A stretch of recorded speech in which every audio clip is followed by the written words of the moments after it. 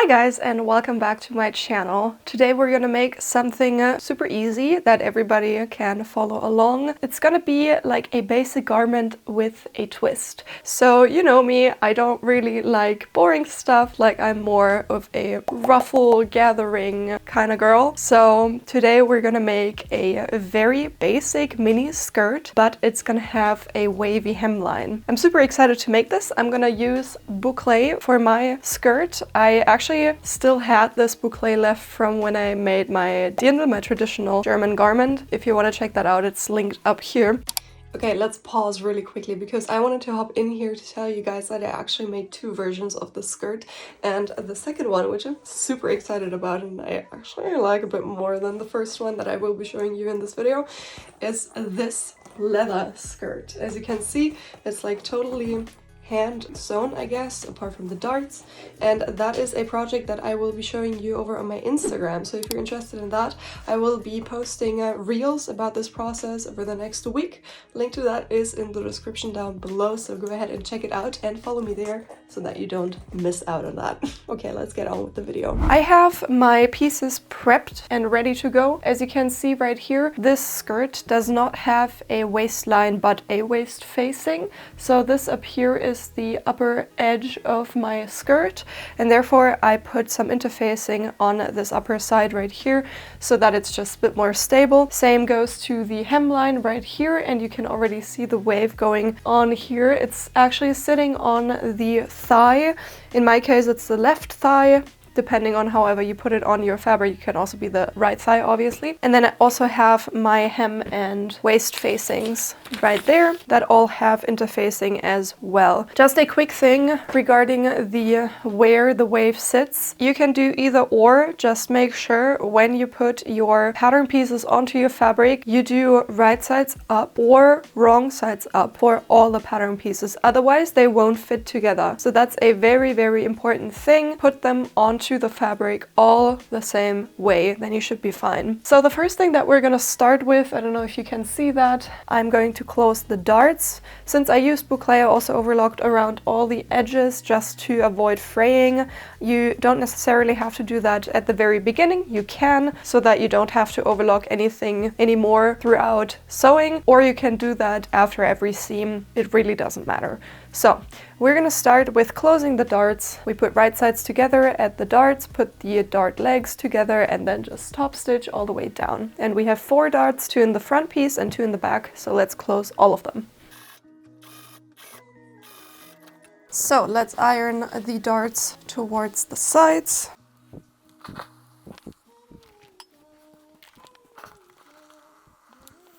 Okay, next up we can go ahead and put the side seams of the front and the back piece together, and you want to have the left side open to accommodate the zipper, basically. So this right here is my left side, so I'm just going to match up my side seam. This should perfectly match up with the wave down here. So what you want to do is find your stitching line on both your pieces. So right here, 1 centimeter inwards from every side, and then the same to here.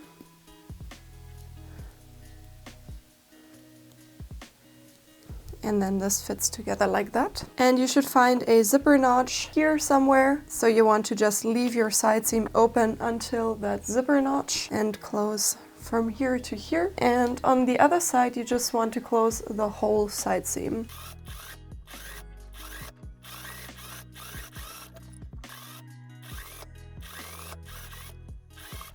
Let's iron the seam allowances open. Usually you would iron them towards the back, but since my fabric is so thick, I'm going to iron it open. So if you use anything thinner than my boucle, just do as usual and iron it towards the back.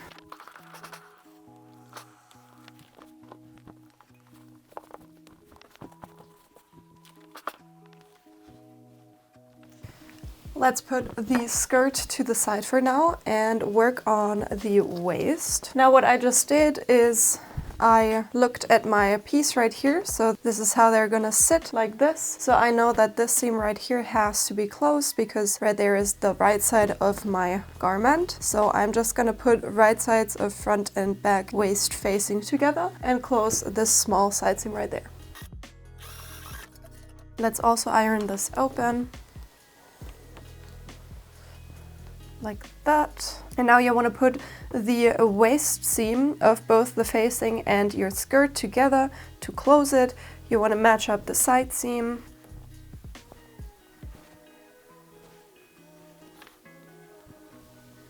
Now we can go ahead and close the whole waist seam.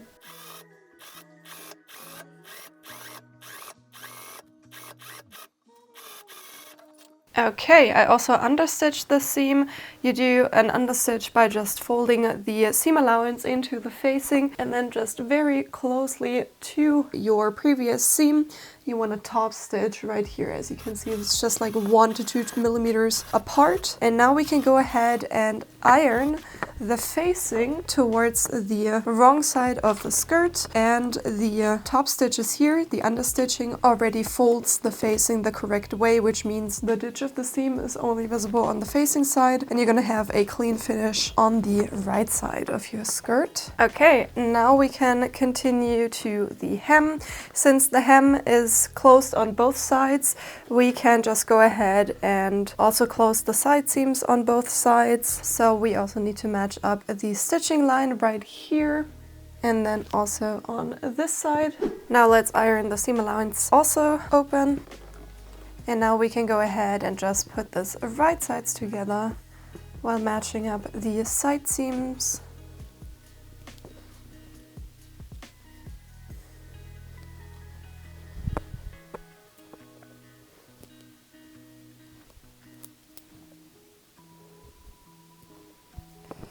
And now we can go ahead and close the hemline.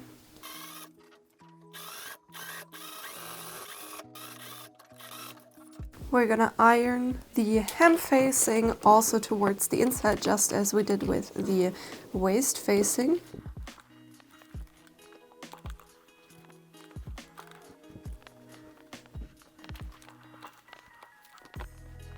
And to fix the facing on the hem in place, I'm just going to top stitch 3 to 4 centimeters higher than the hem and therefore, fix it into place.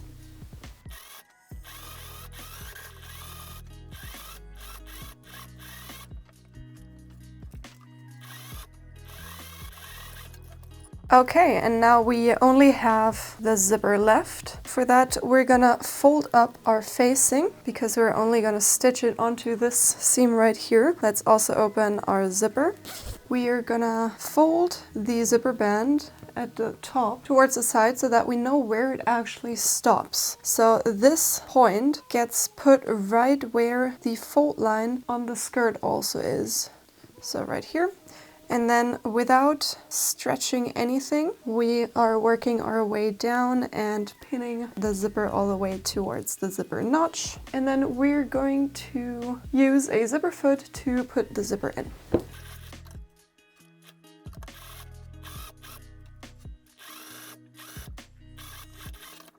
And once that's in place, we're going to close the zipper just to see if everything looks right. I like to put a needle right here where I stopped stitching, and that should match up with your zipper notch. And here I like to put a needle right where the fold line should sit. So like right here. So I'm going to put the fold line right where that needle sits.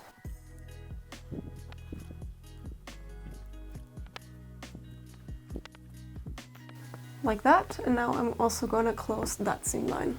And now we still have this part up here, so what we do for that is flip this part of the zipper to the side and then the facing on top. And now we're gonna fix this in place and use a one-sided zipper and also close this seam line right here, and we're gonna do the same on this side.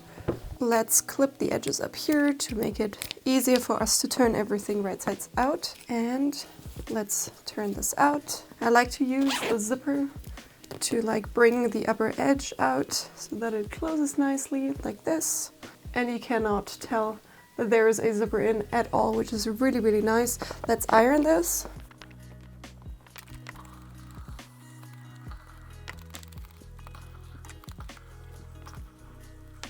And the thing is, I actually think that I want to fix the waist facing, which is at the moment like this, with a top stitch into place, because you cannot really tell it here at the bottom. So you can do whatever you want here. You can fix it in place by a bar tack here into the seam. You can obviously top stitch it, or you can do a blind stitch on the inside so that it is super neat from the outside. That's whatever you want to do. I think I'm gonna do the top stitch because that's probably the easiest and you don't really see it.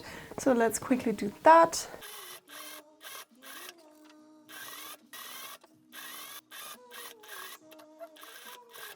And as you can see, it's done already. So this is a super quick and easy project with that little bit of a twist. So nothing too basic, but still super easy for every level of sewing expertise, I guess. So I hope you liked this video and this project.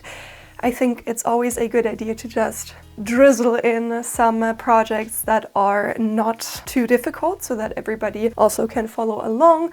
And to me, obviously, it's also very refreshing to have a project that doesn't take up the whole week. So that's very nice.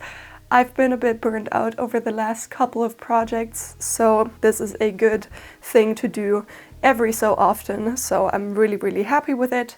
I hope you enjoyed this video. If you haven't already, please go ahead and subscribe to my channel and ring the bell so you'll get notified every time that I post. I post on Sundays, so you can keep an eye out for that. In the meantime, if you haven't already, go ahead and follow my social media. Links to all of my social media are down in the description below. The handle is exactly the same as here on my YouTube, so you can always search for me on Instagram, Pinterest, and YouTube Shorts. And yeah, if you are interested in the pattern so that you can make one of these skirts as well, go ahead and check out the description of this video, or if I don't forget, the pinned comments. You can find the direct link to my Etsy shop with this pattern there. That's the most direct way to support me and keep videos just like this one coming. So thank you so much for your support. And with that, thank you so much for watching, and I'm gonna see you next Sunday. Bye guys!